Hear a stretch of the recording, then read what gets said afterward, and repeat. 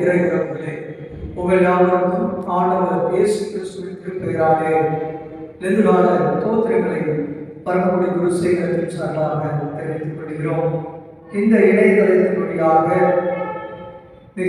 திருச்சபையில் மிக முக்கியமான நாளான இந்த கட்டளை வியாழன் என்று சொல்லப்படுகிற பெரிய வியாழன் நாளிலே ஆண்டவருடைய வார்த்தையை பகிர்ந்து கொள்ளும்படியாக வாய்ப்பு நல்கிய ஆண்டவருக்கும் பேராயர் அவர்களுக்கும், குறிப்பாக இளைஞர் இயக்கத்தின் பொதுச் செயலாளர் மறைவர் ஜோஷ்வானிமலர் ஐயா அவர்களுக்கும் நன்றியை தெரிவித்துக் கொள்கிறேன்.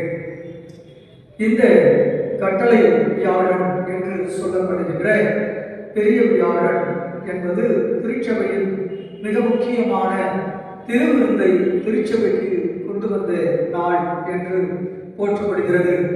ஆண்டவர் கைது செய்வதற்கு முதல் நாளிலே ஆண்டவர் கடைசி உணவு அல்லது லாஸ்ட் சப்பர், லார்ட் சப்பர் என்று சொல்லப்படுகின்ற இந்த நாளிலே ஆண்டவருடைய வார்த்தைக்கென்று கொடுக்கப்பட்ட திருமுறை பகுதி லூக்கா 22 அதிகாரம் 14 முதல் 23 திருமொழிகள்.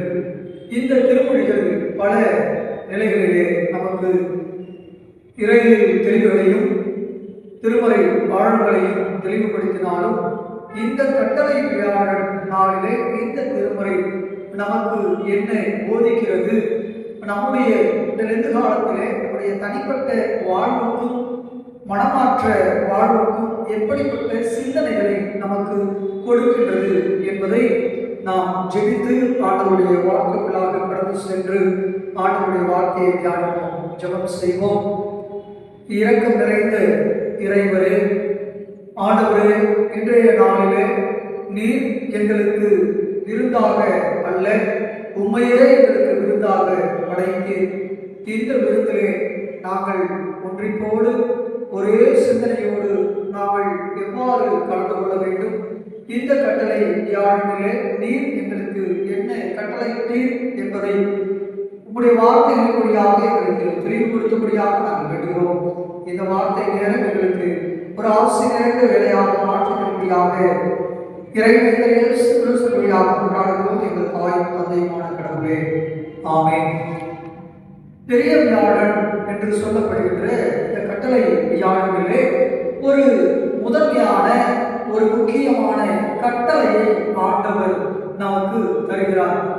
என்ன கட்டளை என்று பார்க்கும் பொழுது, குறிப்பிட்ட திருமுறை பகுதியான லூக்கா 22:14 முதல் 23 திருமொழிகளிலே, குறிப்பாக 19வது திருமொழியிலே என்னை நினைவு கூறும்படி, என் நினைவாக இதை செய்யுங்கள், என் நினைவாக இதை செய்யுங்கள் என்று ஒரு கட்டளையை ஆண்டவர் நமக்கு கூறுகிறார். ஆண்டவருடைய நினைவாக என்ன செய்ய வேண்டும், என்ன கட்டளையை ஆண்டவர் கொடுக்கின்றார், அந்த கட்டளை என்ன, அவர் வரும் வரை இதை செய்யுங்கள் என்று ஆண்டவர் நமக்கு விளக்குகிறார்.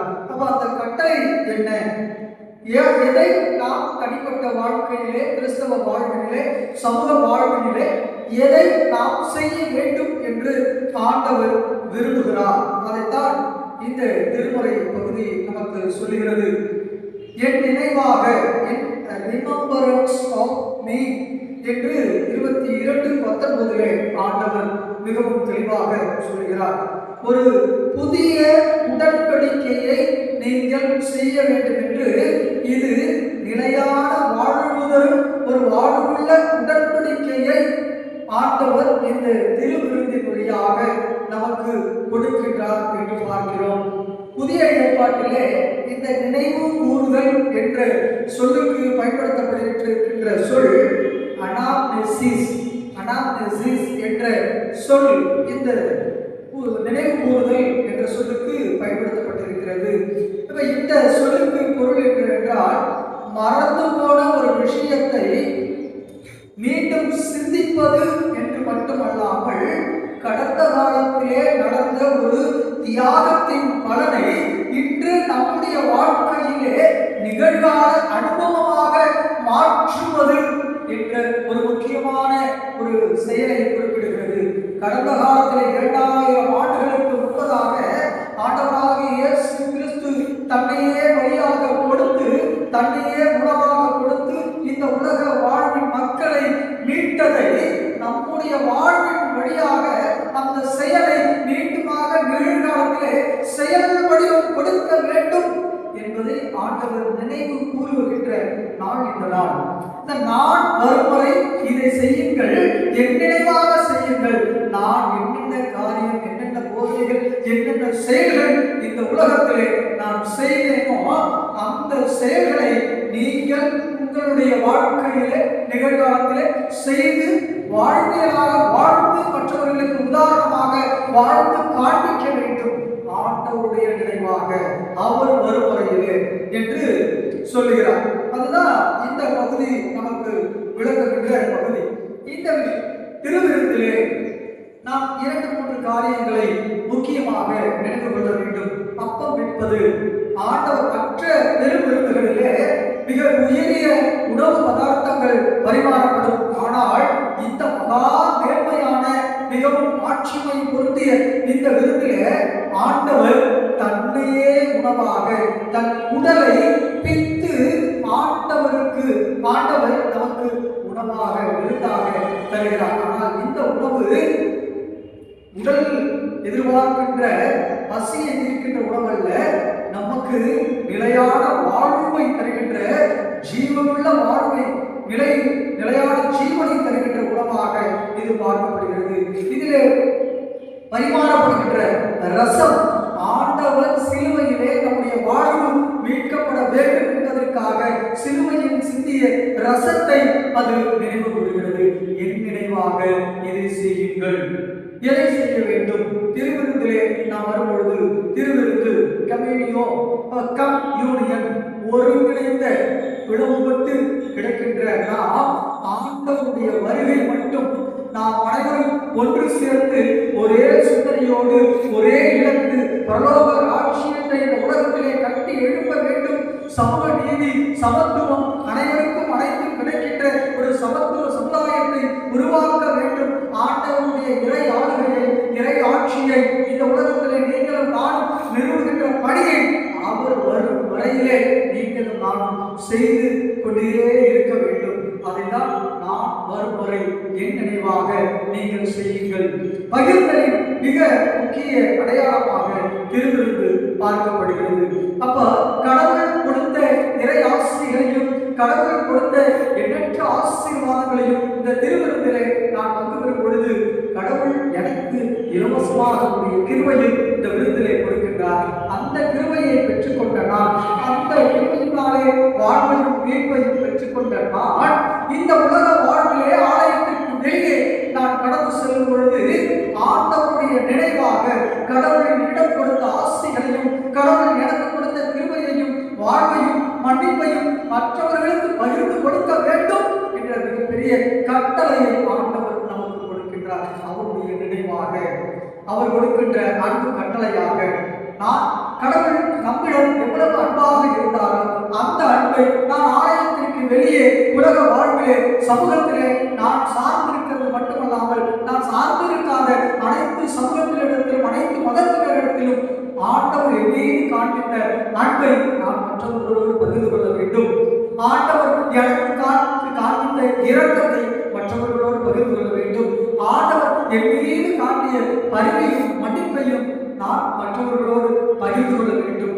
அவருடைய நினைவாக அவர் வருவதையிலே கிறிஸ்துவுக்குள் அன்பான இறை உறவுகளே, மிக குறிப்பாக அன்பு இளைஞர் வாலிபர் பிள்ளைகளே, உங்களுக்கு இது திருவிருந்து நினைவு கூட்டுதல் என்னவென்றால் கடவுள் நமக்கு அவரையே அவர் தன்னுடைய உடலையும் தன்னுடைய குருதியின் வழியாக இலவசமாக இந்த உலகையும் உங்களையும் என்னையும் மீட்டிருக்கிறார். அவர் கொடுத்த இந்த வாழ்விலே அவர் வரும் வரையில அவர் நினைவாக அவருடைய சீடராக அவருடைய பணியை செய்வதற்காக அழைக்கப்பட்ட நீங்களும் நானும் அவருடைய நண்பராக அவருடைய தோழராக அவருடைய சகோதர சகோதரிகளாக நாம் அனைவரும் அவருடைய பணியை அவர் வருமுறையிலே அவருடைய நினைவாக இதை செய்யுங்கள் என்று கட்டளையிட்ட அவருடைய பணியை நீங்களும் நானும் செய்ய அழைக்கப்பட்டிருக்கிறோம். இந்த பெரிய வியாழனாகிய இந்த நாளிலே கடவுள் நமக்கு நினைவு கூறுகிறார். அவருடைய நினைவு 2000 ஆண்டுகளுக்கு முன்பதாக அவர் செய்து காமித்த அனைத்து சமூக செயல்பாட்டையும், அனைத்து திருச்சபை எழுப்புதல் பணிகளையும், அனைத்து தனிமனித மனமாற்ற பணிகளையும், அனைத்து சமூக சீர்திருத்தல் பணிகளையும் நாம் மீண்டும் இந்த நாளிலே நிகழ்காலத்திலே நம்முடைய வாழ்வியல் அனுபவங்களாக மாற்றி காமிக்க வேண்டும். அதை செய்யுங்கள் என்று ஆண்டவர் நமக்கு உணர்த்துகிறார். அப்படிப்பட்ட உண்மை சீடர்களாக, உண்மை திருச்சபை மக்களாக, உண்மை விசுவாசிகளாக, விசுவாசத்தை வாழ்விலே செயல்படுத்துகிறவர்களாக அவர் வருகை மட்டும் நீங்களும் நானும் அவருடைய நினைவாக அவர் கொடுத்த கட்டளையை செய்து கொண்டே இருப்போம். கடவுள் உங்கள் பக்கம் இருக்கிறார். துணிவோடு செய்யுங்கள்.